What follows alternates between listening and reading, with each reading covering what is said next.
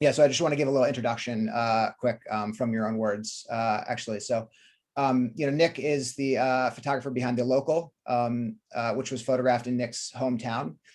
And most of you are familiar with this book from our photo book talk, but for anyone who isn't, I want to share this brief introduction. This is from Nick's words. Franklin County is the least populated county in mainland Massachusetts, situated at the crossroads of two major highways, one north-south carrying travelers to and from larger southern cities, the other east-west providing a direct route to Boston. The history of the area dates back to before the first settlers, into the American Revolution and Civil War, through the Industrial Revolution, and now into the 21st century drug crisis. Tool factories and paper mills supported the small towns surrounded by pastures and farms until the middle of the 20th century, when the industry moved overseas, leaving a shell of its former self. And the same highways that connect the major cities are now the fastest way to move drugs from south to north, giving the former industrial towns a new personality. So there's a little backstory. So the first question we're going to start with is from John Gearin. Hey, John. Hello, can you hear me? Yep. Okay, I was just wondering, after reading an article by James talking about aperture priority and focal length, I wonder how do you shoot technically, and do you have a preferred camera? I shoot very sloppily. All right. I mean, I shoot all completely manually, but I can't. I have to admit that I don't. I don't pay the most attention to my numbers. For most of this work, this was the first real body work that I'd switched to digital, pretty much completely, which is where I have been now for the past 5 years, completely digital, very little film, just because the expense of it. And I found it a sort of a smoother workflow with digital. But so this work was shot primarily with the Pentax 645Z. And then towards the very end of that, I got the Fuji GFX, the 50R. And so that's what I use now. It's the only camera I carry with me on a day-to-day basis. But favorite camera, I don't know. My favorite camera is a Mamiya 7. That was my go-to for years and years. But yeah, I found a better workflow in digital for my life right now, and it's incredibly cheaper. So all of those things together have sort of pushed me that direction. And right, that's good. Thanks. Just a follow up to that. What lenses do you prefer? I know some of your portraits are a little tight crops and things. Yeah, it's the sorry, I gotta check. It's the 63 is what the standard on that camera, which is I think it was a 65 or a 70 on the Pentax, but I have a 45 and a 110 as well that I will switch in. Okay, awesome. So the next question is from Beverly. Beverly, yeah, ask you to unmute. Can you hear me? Yep. Hey, Beverly. Yeah, I'm sorry, I can't get the picture up today. So technical stuff's not working today. Yeah. Nice to meet you, Nick. I was wondering how the idea of The Local developed. Did you have that idea from the beginning, or? Yeah, no, it's a good question. For a number of years, my work was much more personal, sort of photographing the people closer to me and the world around me more directly. Where I live, I always had this idea for there's the two highways that were mentioned. It's I-91, which goes from about New Haven up to pretty much the Canadian border, and then Route 2, which actually runs across the entire United States. But the part of Route 2 where I am is the Mohawk Trail, which was the Mohawk tribe was not from this area. They were from more upstate New York, but there was a trading route that went through here. that was famous and became it's the Mohawk Trail. And so that stretch of road was the Mohawk Trail, is the Mohawk Trail currently. And it's kind of gone through a lot of historical changes where originally it was this Native American trading route. Then it was one of these early sort of US highways before pre-interstate system that was sort of dotted with a lot of tourist attractions, a lot of racist tourist attractions, actually, Native American based tourist attractions, little sort of bungalows and cabins, all of this stuff along it. And I always wanted to photograph that because it was just, and it's also socioeconomically really kind of, I don't want to say diverse because it's not actually, it's like there'll be a very wealthy town right next to a very poor town, and it sort of almost goes one next to the other. And so I was always fascinated by all those layers that were there on Route 2.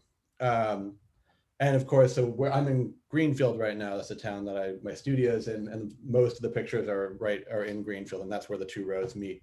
And so it started, a lot of it was when I had kids and I just wasn't photographing my friends as much.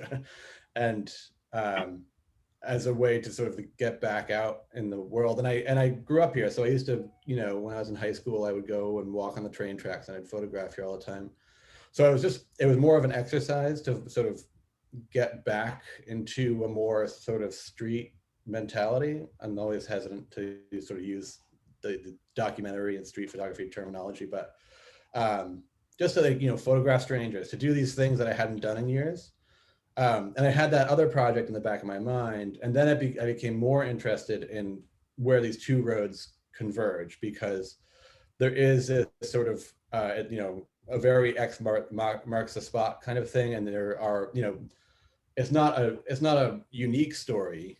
Certainly around here, there's a lot of these small mill towns that these factories have gone away, all these things. And so I was mostly just photographing that. And the more I did that, it sort of took shape around that. And also thinking a lot about, that sort of real photographic way that, that the sort of documentary style that people do, where they kind of parachute into a place and then, photograph it and, pick out what they can and try and understand it really quickly and then put it together. For me, it was more important to approach it with that mentality, but also with this understanding that I do know it really well.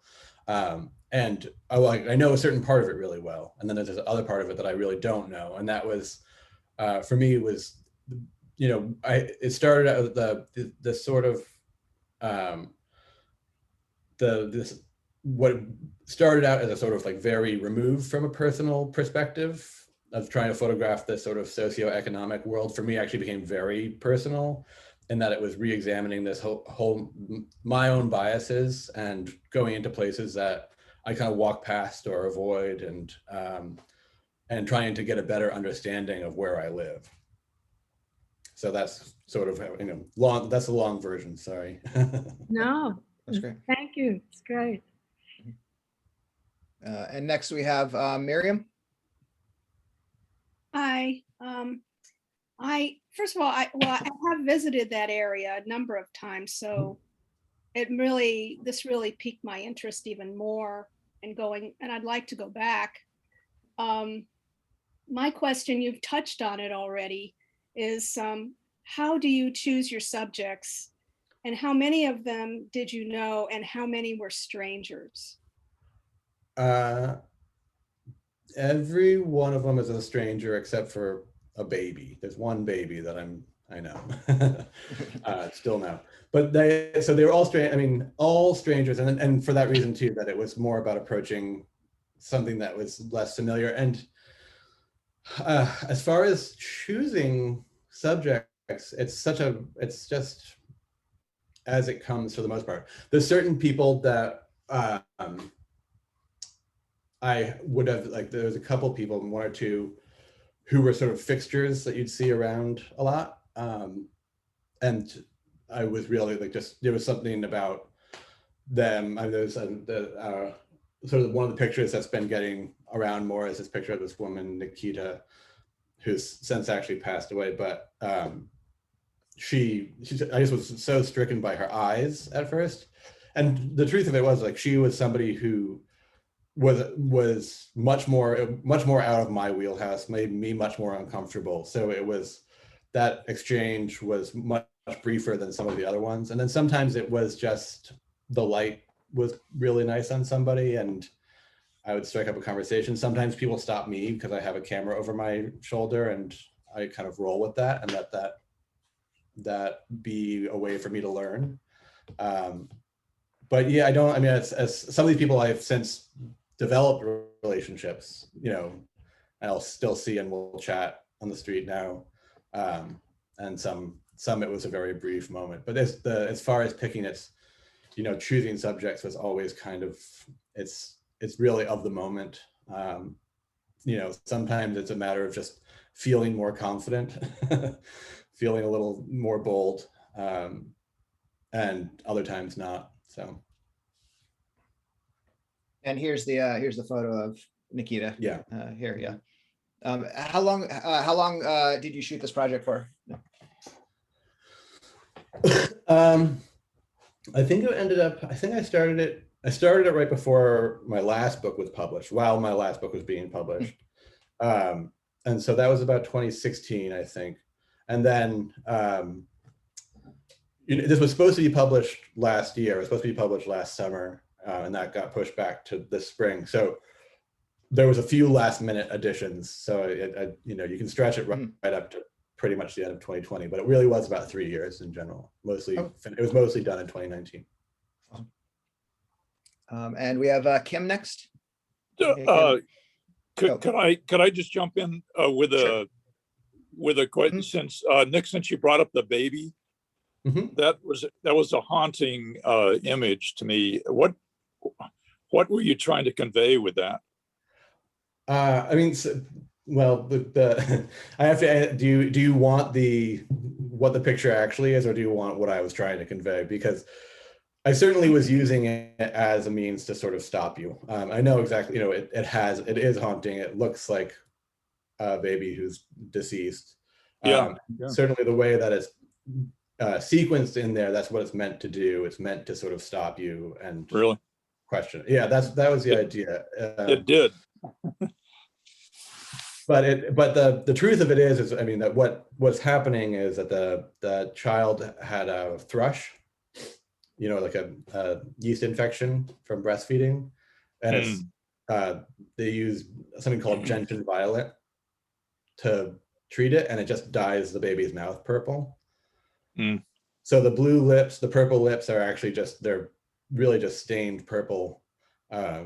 That baby, I had dinner with him last night. He's totally okay. So Wow. Awesome. So after my recollection is right after the photo of the baby, there was like a blank. Didn't you have a blank page? Was that part of the idea then to sort of? I mean, the sequence, it's funny. You know, well, yeah, I see what you mean. I'm sorry, I had to pull it up. Yeah, it's to pause, but actually, if you go to the next page, right where that blank page is, the purple lips then go to this this sort of purple reflection or oil slick in mud. So it is a pause, and it does that where it sort of stops it. But then the next page, it actually leads you into sort of a new stanza. But by that drawing that parallel of the color. Yeah.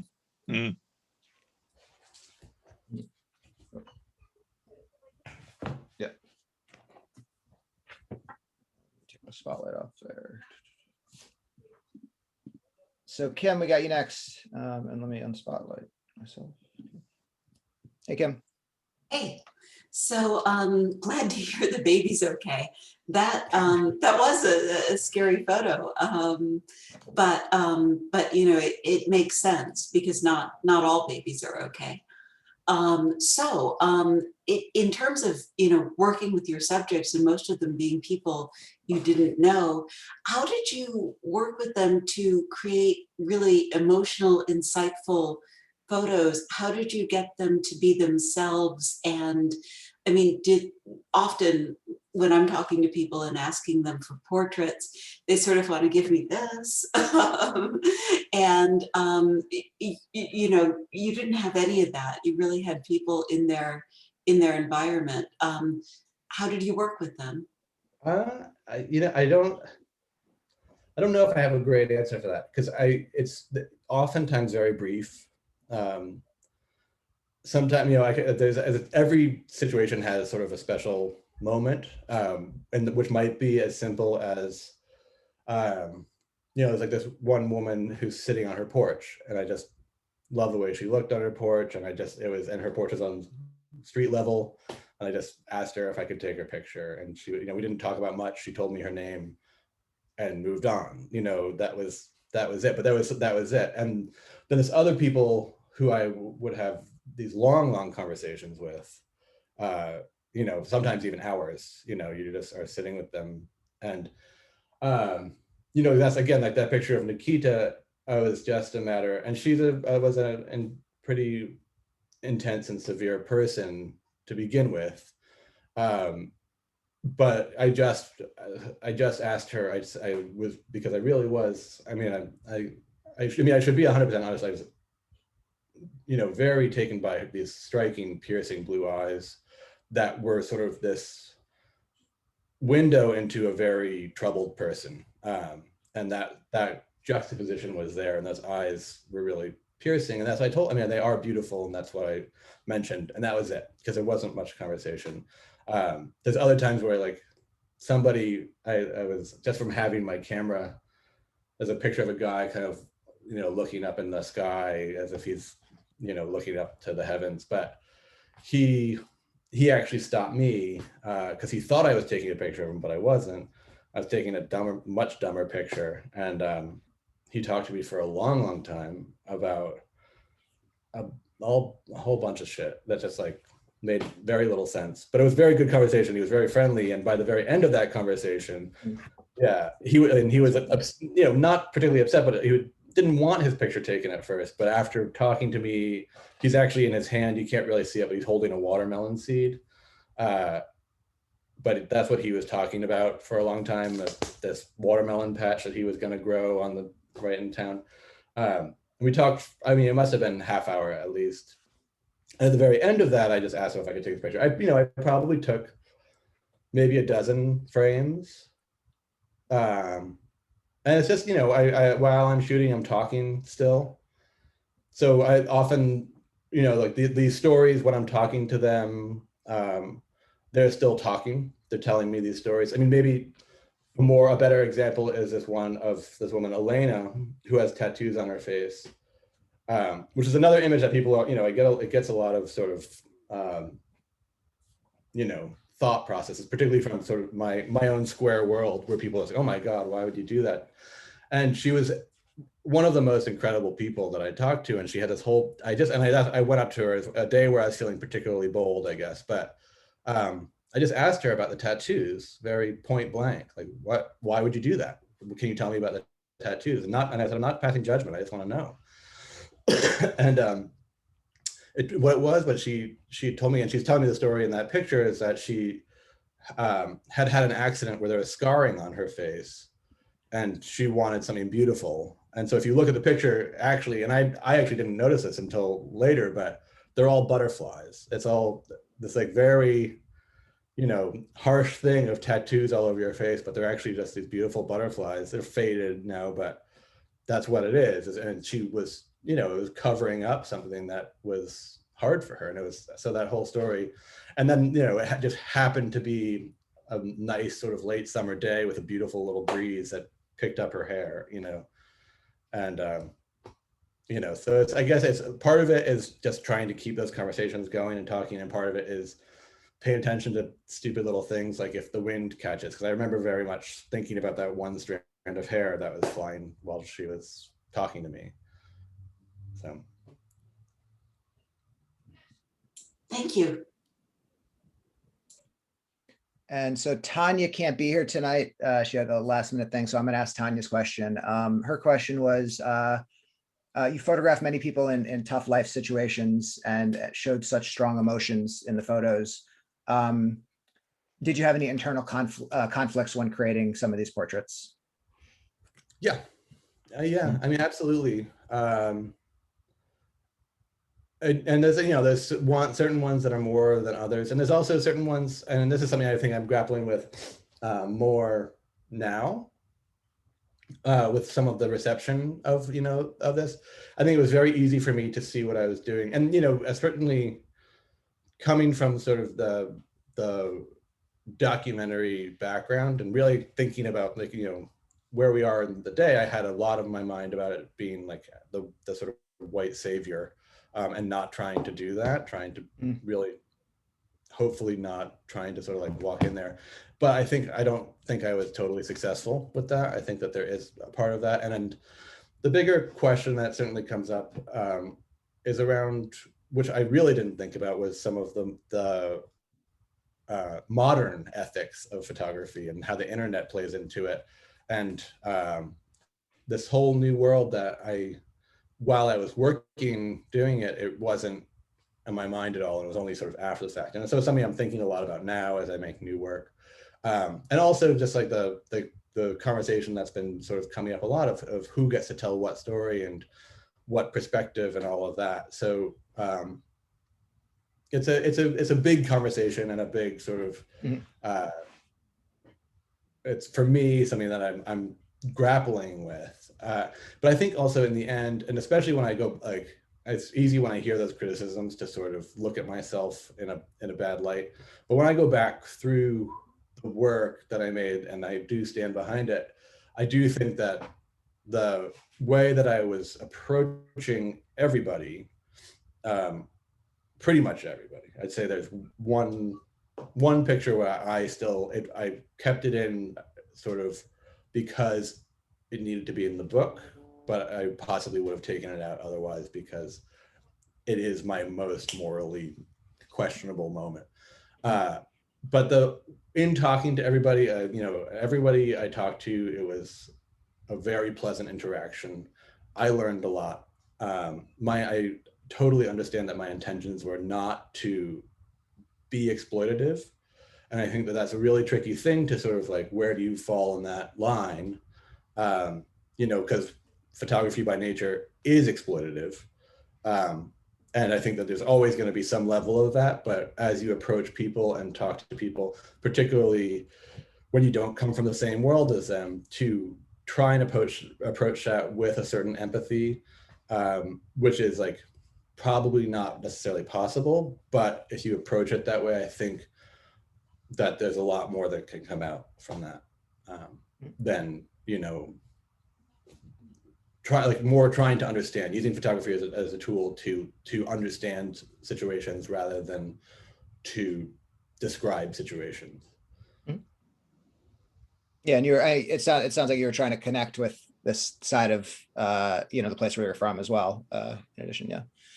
I'm actually going to skip ahead to one other question from Steve, who can't be here either today, which kind of relates to that.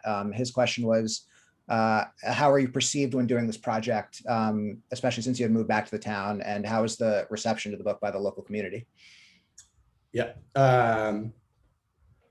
good question. And it's been something that's been it's been kind of ever present for the past few months, but thankfully a little bit quieted down. The reception to doing the project was fine. Because most of it was, I didn't know what I was doing. So people be like, what is this for? I say, well, I'm a photographer. I teach at the community college here. So I have that credential. There's pretty much the only people who photograph around here are students and the local paper. So they all ask you if you work for the Recorder, and I say, no, well, what are you doing? And so I didn't feel any blowback with that. After it came out, it was really after the Guardian article came out about it. And the Guardian article was an interesting thing of how it approached, and it sort of made its way into Facebook channels and being shared. And it was, it was in the Guardian in the art section where it should be. But the way that it was a little bit of lazy journalism on their part, where they asked me to write something and I kind of gave them a lot of that part of that statement you read, and they chopped it up and put it next to some of the pictures. And it had a much more sort of darker vibe to it and much more exploitative. And there was, it's funny because the other big thing that happened in Greenfield here was a number of years ago is Anthony Bourdain did a no reservations about this area, specifically about the opioid use here. And people get really sensitive because it really isn't all that. I mean, this is also we're right up the highway from, 5 major colleges. And so there's a lot of sort of academia here. We're still in New England, there's affluence. And there is that, there's like, there's a health food store, there's a co-op, there's a plenty of things that are not what this is in this book that is here. And people got very upset about that. But it's also who is it for, I guess. And that was another question that came up afterwards, is that I was so involved in this, and it really wasn't, I'm not working for the Chamber of Commerce, but when it gets into the sort of the channels that people don't see it as a piece of art, that this is like, it really ran I shouldn't say, I spent too much time reading the criticism and not enough time reading where it was positive. And it really did actually run the gamut, but there were certainly, some people who were not happy. But then there was also people who were very, it was important for them. They found that that it is an overlooked thing, and that they understood that part of it, rather than being offended that I wasn't showing. Like, that was there's a big tower that sort of like looks over the town here called Poet Seat. And a lot of the criticism was like, he didn't even include Poet Seat Tower, which is funny because the original first picture in the book was that, but we took it out at the last minute. So there are these moments, and it wasn't a happy picture of it either. It was the town looked foggy and wet and damp, and it looked kind of depressing. So it's all how you view it. And I'm certainly telling a story, and that's important for anyone to understand that, like any novel, I'm writing a very one-sided perspective of it. But that some of that criticism that comes back doesn't see that. And I think especially we live in a world where we look at images so much. And so like the Guardian article, the way that it came out in the Guardian, which is this newspaper, it's not an art publication. It was in the art section, but it falls into this channel that it's just a Guardian article. And people saw it as an expose on this town that's really fucked up, and all of this stuff. And that it didn't hit the right notes because it didn't fall into the right sort of groove that it needed to be read in. So it had some weird moments. So the most troubling criticism, well, they were praises. It's actually like, I looked because I have looked at this sort of stuff, but the one Amazon review I've read it's a 5-star review, which is great, but it's actually some guy who just is railing on about how rural New England is a shithole and looks more like Virginia and all this stuff. And it just feels like, you sort of fall into these other channels that I don't want to be in, where it's this, not in line with my own politics. And I don't really know how to, that's what I don't know how to negotiate, but it's all there. So. Yeah. So we have, I think, Stephanie, you're next. You're up. Okay. It's nice to meet you, Nick. I really enjoyed, I think I've looked through your book about 4 times, and I'm still trying to understand a lot of it. So my question deals with sequencing, which seems to be a particularly personal task. And I sometimes, to the viewer, some photos seem to be out of place or don't relate to a photo before or after it. So can you explain how your choices are made?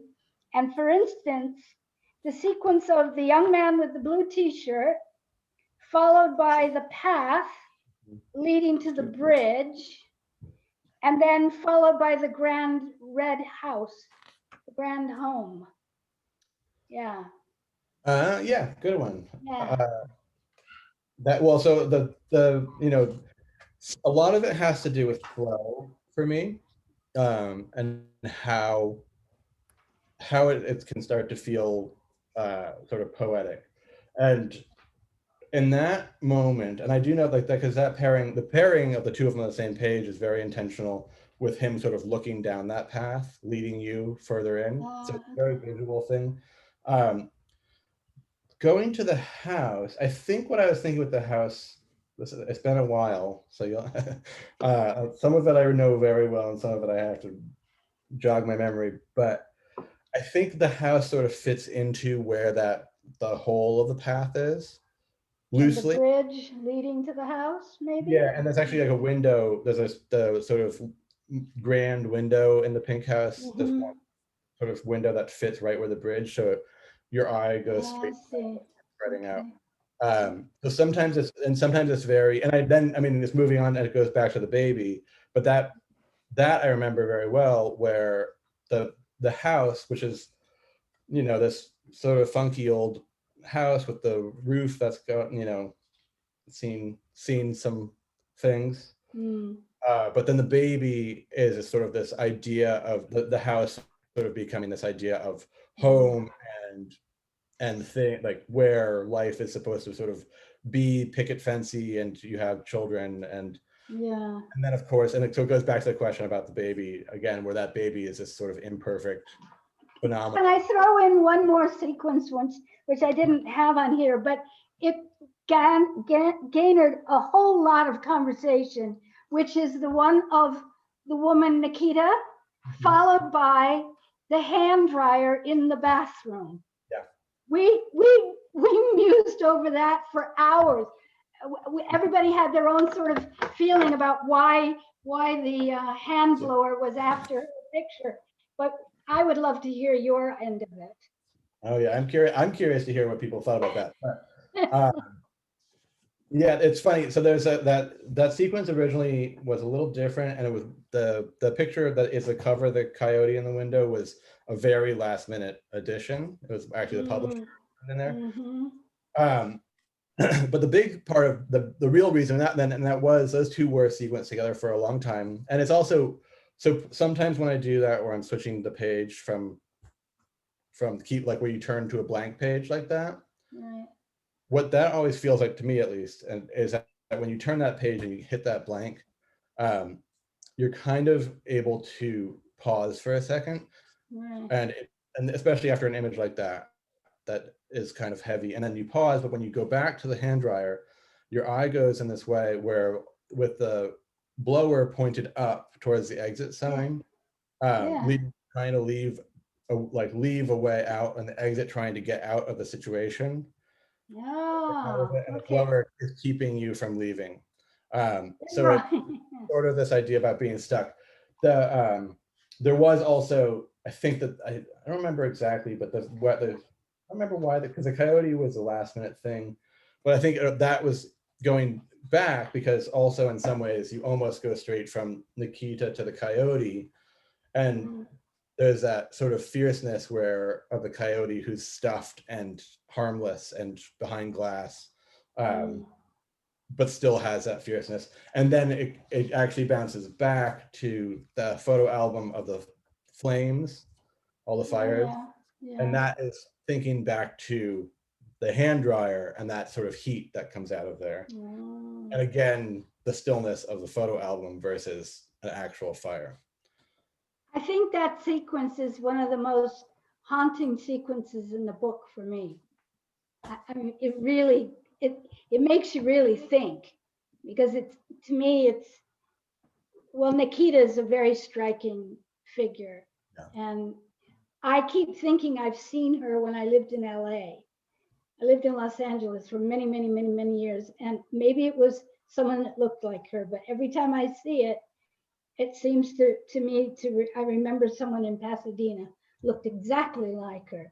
I don't know if it was her, but she's amazing. She's an amazing figure, I must say. Thank you for that. Thanks, Stephanie. Emily, you are up. Well, more questions generated from all of the earlier conversation. Nick, I think I heard in one of the interviews that you mentioned having something like 30 dummies before you actually printed. Yeah. And you have shared with us a little bit about your thought process about having a poetic flow, having things refer forward and backwards to each other. I would love to just see more of your dummy process, actually. And do you have any of them still, or is there any? Yeah. Can we see kind of what that felt like and what you were thinking about? Hold on.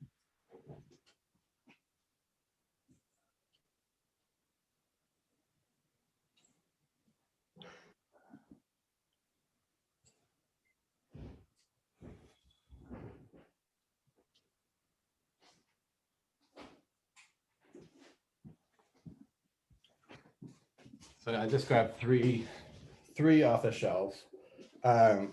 This was like just a very early one. And actually part of it for me, and I've done it before, but with this, it was a lot of it was, I work in kind of a way that some people, when I tell people how I do this, they're like, really? Because I mean, I have this back here. This is a new project I'm working on, but I don't actually spend a lot of time sort of moving pictures around on the wall. I spend more time in the book. I spend more time thinking about how one image goes to the next. And you see, I mean, if I go through, like, you know, there's a picture that's not in the book. There's a picture that didn't make it, that he's in there. But there was certain, yeah, there's more than half of this is stuff that got edited out in the long run. And so, like, you know, then you go to a later one that was originally the back cover. And I also really got into doing just hand making stuff, and it gave me something to do at night that occupied myself and kept me busy and doing stuff. But yeah, it was just about being able to physically move the page versus just sort of coming up with an idea of how it looks, how it might look, and then playing with it. Because so much of it for me is actually how it fits in the page, how the size of it is, how it moves around, how the motion of the actual object that is a book is moving, which is, you know, always why I don't have gallery shows ever. But because so much of it really is about the book. The book is sort of the final idea for me. And so there's images that if I had a show, I wouldn't include in the show because they really only exist in the book. And it's really about that and how, like, the different sizes, how one image, you know, why is it this size, why is it that size, and sort of thinking about all the different moves. So I do a lot of initial editing in InDesign these days, actually, and I'll sort of come up with a loose layout and sort of play with that on the computer just so I can get an idea of how it looks. And then try and, once I feel okay about that, turn it into a dummy and then rework that. So like this project right now, I think I'm on my third or fourth dummy. But it's just my new process that it's something about, I like I need the physicality of the actual book, not just the pictures on the wall. So, so you actually go have it printed or print it yourself? You said you do some things by hand. How does that work?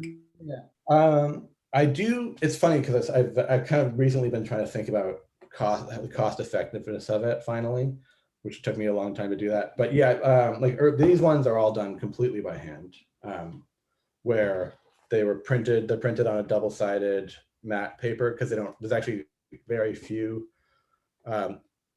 papers that are double-sided and it's the right weight, because you know, when you use like a regular weighted, like enhanced matte paper, it ends up with a book that's going to be about that thick. So you got to find the one that's thinner to do all that, and then you print, and then your printer has problems, and then blah blah blah blah, and then you have to. I mean, I like the part where I'm folding pages and sewing them and gluing and doing all that. But what I have done more recently, and I think it is more cost effective. I don't know if either of these, but is just getting a book, like essentially, because you have to have it bound, but you get a book from Blurb or something like that, and their printing is pretty good. And then what I do is, if it's not the right size, which they only have a certain couple of sizes that you can choose from. So like this, I have a few size ideas for this book, new book that I'm working on. So I'll get it printed to the size, like whatever sizes they have, and then tear the cover off and cut it down to size, and then put a new cover on it. So I still get to do some of the gluing and cutting that I like to do, but I get to not waste so much ink. Right. And so it is a lot of your sequencing and editing sounds like it's dependent on how it actually feels when Yeah. you're turning the pages and you feel like, oh, wait a minute, I need a pause here, or. Yeah. I mean, a lot of that is, yeah, and that's how I know where maybe a blank page goes, or so, you know, I think there's times when I come up with a structure in my head first. Right. When I'm looking back at that very, very first dummy that I just showed, like the opening where it's sort of this blind opening where you just wander into it.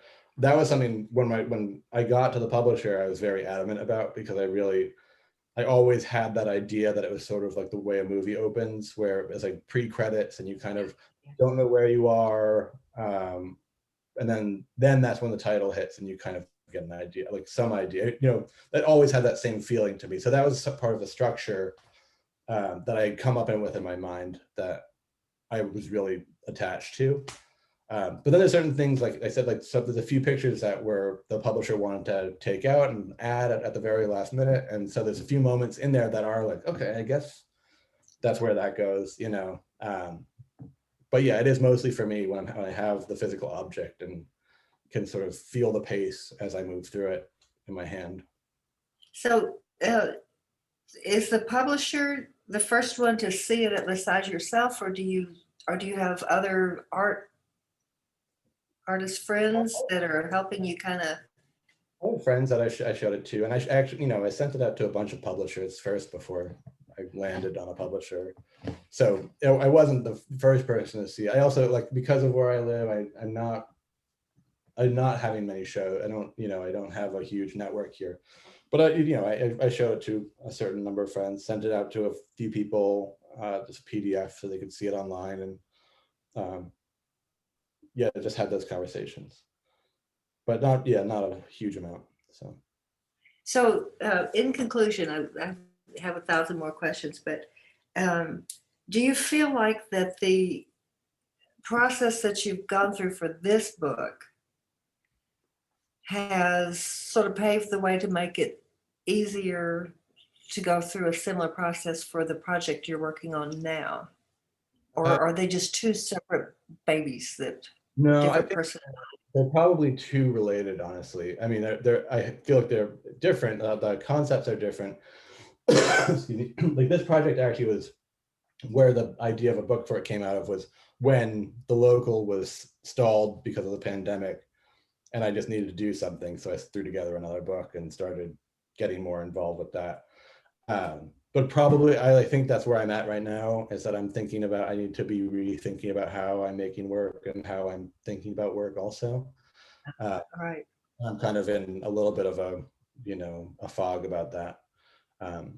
Because I think I am, I'm doing the same thing. I have a certain format that I want to be using. I have an idea about how these new pictures are supposed to fit on the page and how that ties into the concept of the book. But I am also it's really easy to fall back into what worked before. Yeah. And so I think I'm doing a lot of that I probably should be spending more time trying to break that routine. Oh, maybe not. Maybe not. It was very successful. Thank you. And we have Tom. Tom, you're up. Oh, hello, Nick. I wanted to ask you about the prologue. Those 4 photographs, the roadkill, the faded sun-damaged car exterior, looks like the portrait of the man at the side of the road, and the mural, and it's all before the title page. I was just wondering why you went with this format, and can you talk a little bit about maybe the editing and the sequence of these 4 photographs? Yeah, so it's, like I said, the original, so I have it here because I pulled up this dummy. So the original first picture was actually this, which is no Hold on, longer. let me take the spotlight off real quick. Okay, there you go. So if you can see that, this is this picture that overlooks the entire town. It's very foggy. It's not a very good, but and that was this idea, like, to give a sense of place. You know, I was really thinking very cinematically. Actually, like a lot, I kept on going through the opening credits of American Beauty in my mind, where it's this, you know, 3 drones, but it's a crane shot or a helicopter shot over the suburbs. And that felt really important. And then that was a picture that the publisher pulled out and thought it was a little too on the nose, and he's totally right. It was just like a little too on the nose. And in fact, so that, like, you know, and it's funny because this picture, the dead deer, it's a baby fawn. That was a picture that I saw it on my road, probably, that's one of the older pictures 5 or 6 years ago, and ran and got my camera and came back, and it was clearly some, you know, animal had caught the thing and dragged it into the middle of the road. It was this perfect moment. But I just been living with this picture, not knowing what to do with it, and then kept on trying. And when I showed it to him, he was really into it. And it weirdly does the same thing. It really, when you open up to that picture, it's, you know, it's a real, as well, there's 2 things, because the cover, this was one of the, like, very last sort of accidents, but that too, the deer, so even the cover becomes part of the sequence where that has killed that thing.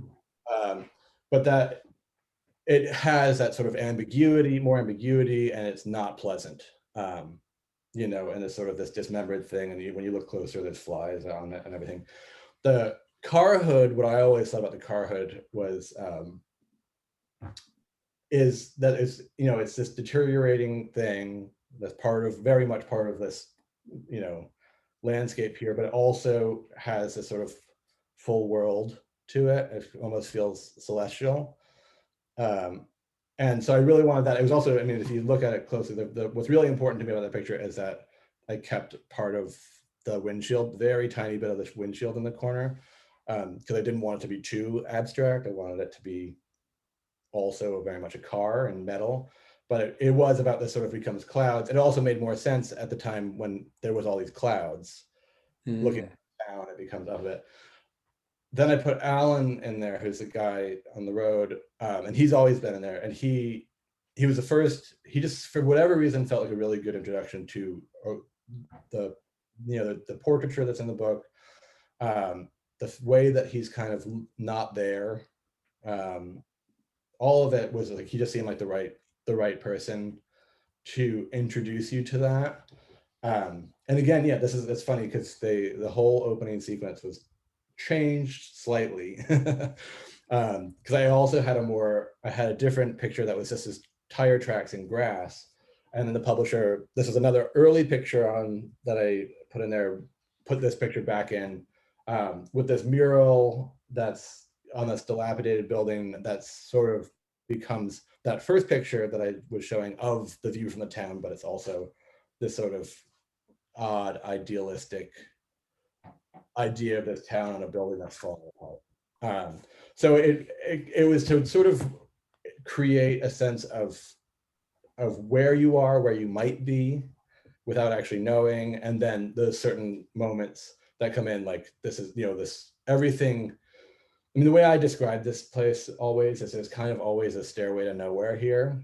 That people, it's this idea that it's got a lot of potential, and we're gonna, you know, climb out. Actually, so that the other town that's primarily in here is Turner's Falls, which is right next to it, which is a really good metaphor for the area where in the turn of the century, it's on the river, and they thought it was going to be a big industrial town, and so they made it. It has a whole alphabet system for the streets and all the stuff. They thought it was going to be a huge city, but then trucking came along, and they stopped shipping stuff on the waterways. So it became just another small town that sort of failed. And that's what that painting is of this idealistic industrial, you know, paradise that just isn't there. And so that was that lead up, is to try and give you that sense of place in there. Oh, that's great. Yeah, no, I thought it was really effective when I first opened up the book. It sort of took me by surprise to see those no writing, just those 4 photographs before the title page. So yeah, it worked really well. Okay, that's great. Thanks. And Peter, you're up. Man, mute. Mute, unmute. Hello? Hello, can you hear me? Yep, we hear it. Ah, great.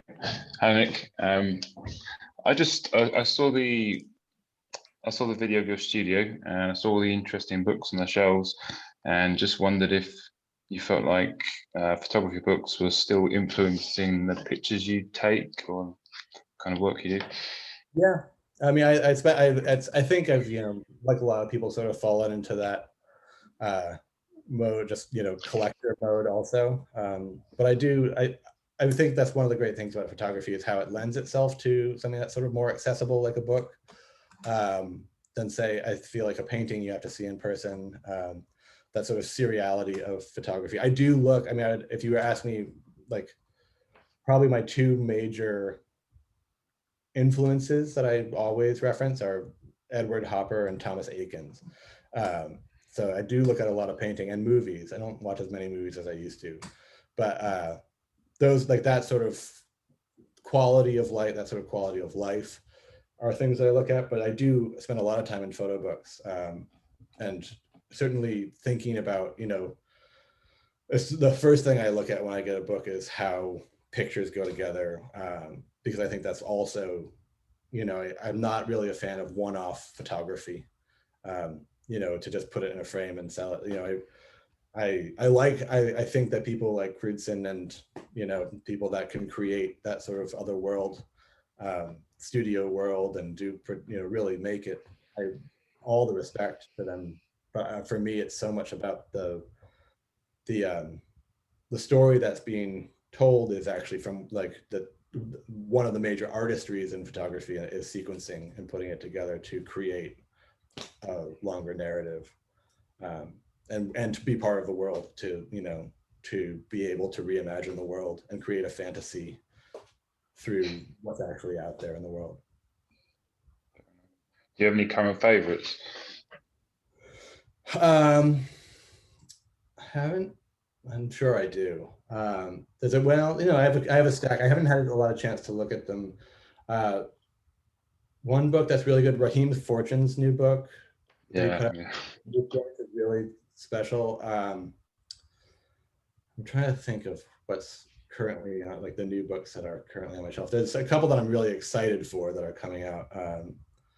There's Barbara Bosworth's book, which is I don't know how easy it is to get right now, but the one that she put out with Ice Fog Press, which is all this old work about, and it's actually 2 volumes, and it's just gorgeous. And that's also comes at the production. It's really beautiful. Just like the printing is lovely. Yeah, I'm sure there's more. I was really surprised. I wasn't the Deanna Templeton book that Mac put out as well. I saw the pictures and I wasn't super into it, but the book itself is actually a really phenomenal object, and really moving. And then a lot of that has to do with the text in it, which I also really respect when people are able to incorporate the text in a way that's functional. I don't know, I could come up with a whole list. Yeah. Fair enough. Thank you. And we have Scott. You are next. Okay. I think you may have, Nick, answered some of my question already, but I will read it to you. You conveyed the despair of the residents and the disrepair of your town quite well. However, you also choose to live there with your family. Are there more positive aspects of the town? And if so, why did you choose to omit these images? Yeah. So that exactly. There certainly are positive aspects to here. And I mean, there's also, just on a much broader stroke, this is home. It's where it's always been home. And, I went to school in New York and Boston and Providence and California. I've been around, but I've always gravitated back towards here. and that just, you know, speaks a lot to the area. But the other side of it is it's not interesting to me to show, like, it wasn't part of this work. I think that's the bottom line of it, is that this work was about exploring these parts of it that I didn't know, finding a better idea of this area that I claim to know so well. And in doing this, I feel like I have a better understanding. There was also, I mean, there's things like the opioid epidemic is significantly worse than it was when I was a kid. Although it's always been, you know, there's always been some of that here, but it's much, much worse now than it was before. And so that's more ever present, and exploring that became something I was curious about.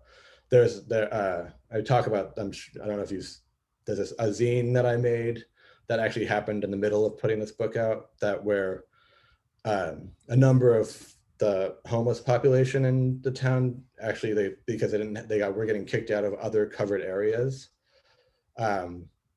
They took up residence on the town common, and I learned a lot. I gotta be careful because I can talk a lot about this because it's actually really fascinating. But in New England, the town common is, you know, it comes from England with this idea of the common, and it was where you would go, everyone, if you didn't have space to pasture your animals, you could pasture them in the center of town. But then in the, you know, the colonial days, they became places where you would have protests, or places, they're usually right outside of the city hall and everything like that. And so they became gathering places. And so legally, they don't function the way that, say, a park does, because a park function is actually private property owned by the town, but the common is actually owned by the people. And so the town commons they found this amazing loophole, and they were there for 2 months. And I photographed them, and I was there with them. It was very different. It really was much more documentary project, talking to them. But I was also very careful about that, not wanting to just sort of, you know, pick this low hanging fruit that was there. But it actually informed so much of how this book took shape, because it was this thing that has always been here, right? There's always been this, for a small town, a pretty severe homeless problem, housing issue. And all of a sudden it was right on everyone's doorstep, and everyone had to confront it. And it had a lot to do, you know, there was the emboldening of Trump politics, which made for some pretty nasty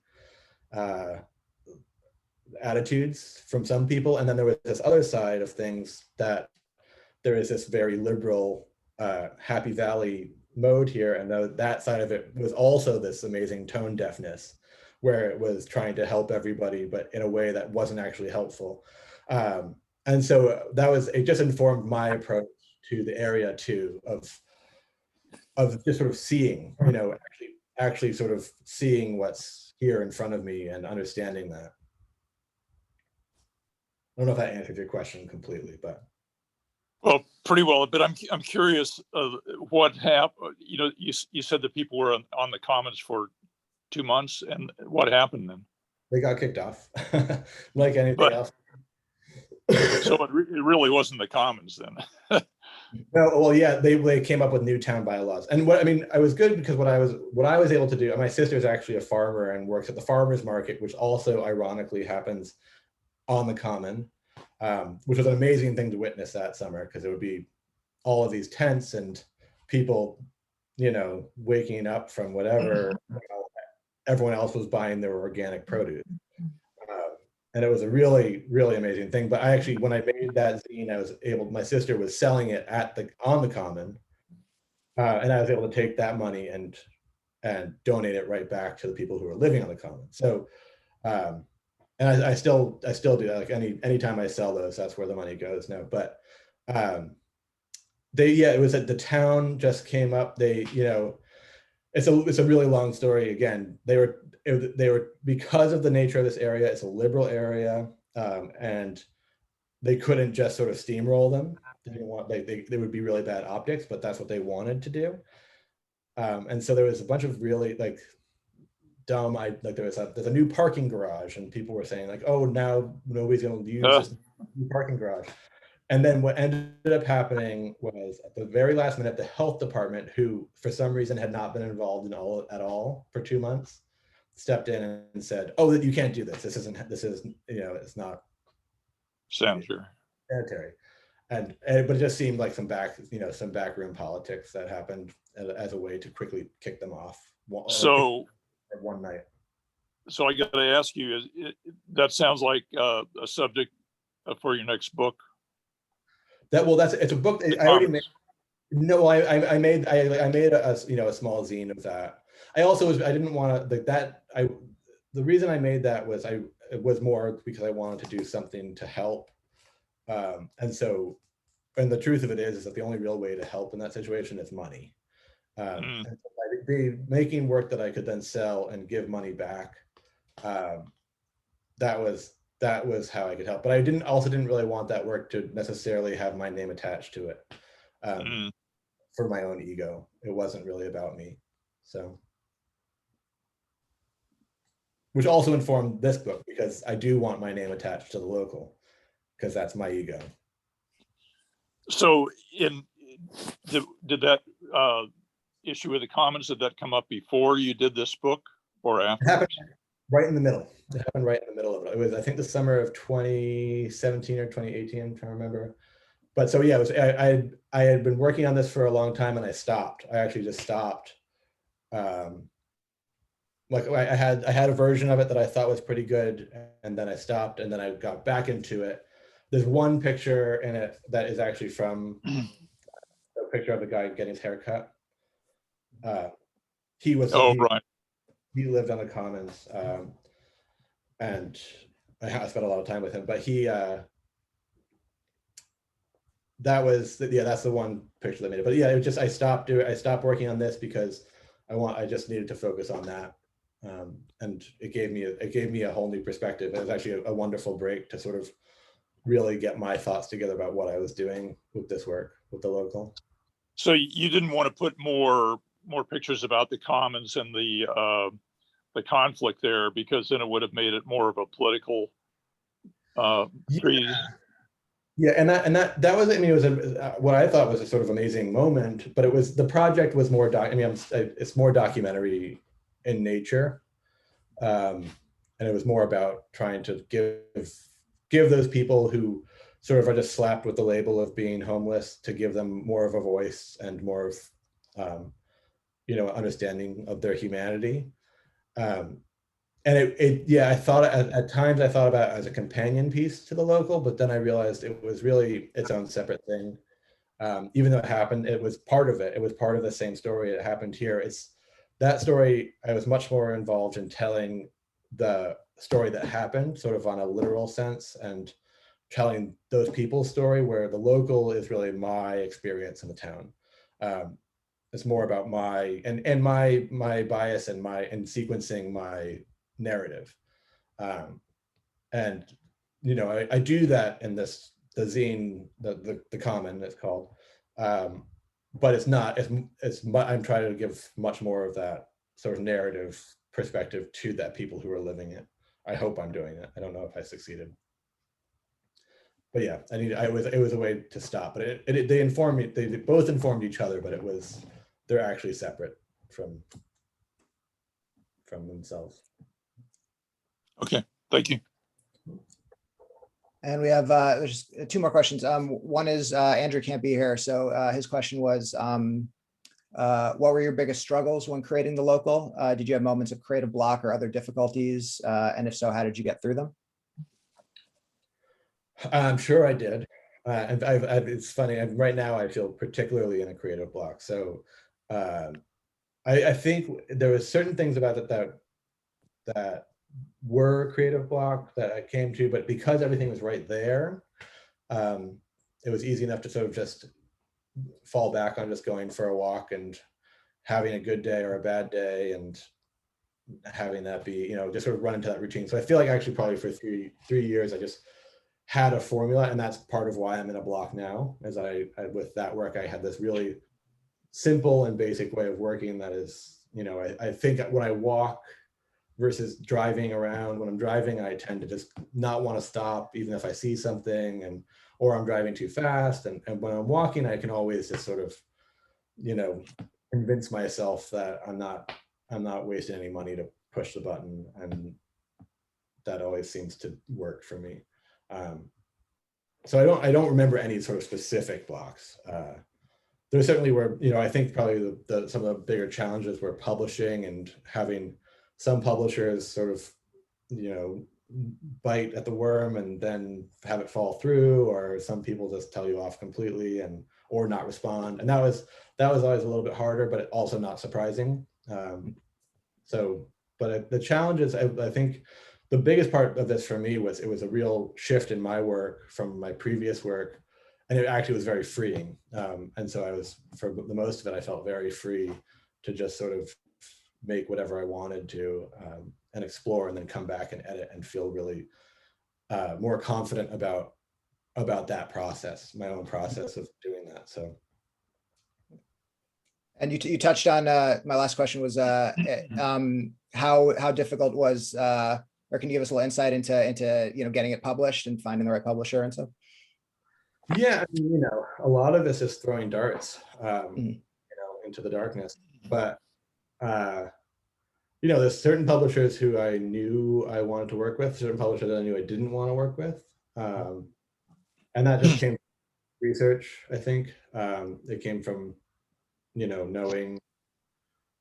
having some research and experience, and looking at books. I think Matt, I was very happy to end up with Mac. I think that was like really lucky. And I still feel like it was a real unexpected moment that was paid dividends. But yeah, I mean, the publishing, it's very exciting. It's also surprisingly, isolating, for a lot of it. And like I said, with these last edits, I had a different cover. I had, everything was rolling along, and it was really the last month before it went to press where a bunch of things changed right at the end, which was hard at the moment because I'd been married to this certain edit and this things. But in the end, I think pretty much every change was good. So I think also having a willingness to not be rigid about, and that's one of the problems of making dummies. Like some publishers, they want to have complete control over that. And so if you show up with a, pretty finished dummy, they don't care because they want to make what they want to make. And that's part of the creative process for them. So it's a real mixed bag. I think you don't really know what you're going to get, but yeah, knowing the publishers, which at this point, I know a lot of the publishers personally. So I know a lot, which people I would like to work with, which people I'm less inclined to approach again, and all of those sort of little details that are kind of boring after a long time. But and the hardest part of publishing was having the pandemic year sort of stall it all. Yeah. For your new project, are you going to look for a different publisher, or you think you're going to try to go with Mac again? I'm talking to them, but I'm not, there's no guarantees. Yeah. So, it's the first step is just keeping up with them. And then afterwards I might go to someone else if that doesn't work out. Well, thank you, Nick. Yeah, this was really informative, especially after going through the book, kind of hearing your thoughts about it was really eye-opening. So I think everyone else, feels the same way. So yeah, thanks everybody for coming. So we'll end it now. Is there anything else, Nick, that we didn't touch on at all? Yeah, I'm sure there was, but yeah, okay. Talk forever about it. Thanks everyone for the great questions, and good to get me thinking about it. Yeah, it was really good. Thank you. Thank you. Thank you. Thank you. Thank you. Thank you. Cheers. Thanks. Yeah. Take Have a care. good evening, everybody. Yep. Bye. Thank you. Thanks, Shane. Bye. Bye-bye.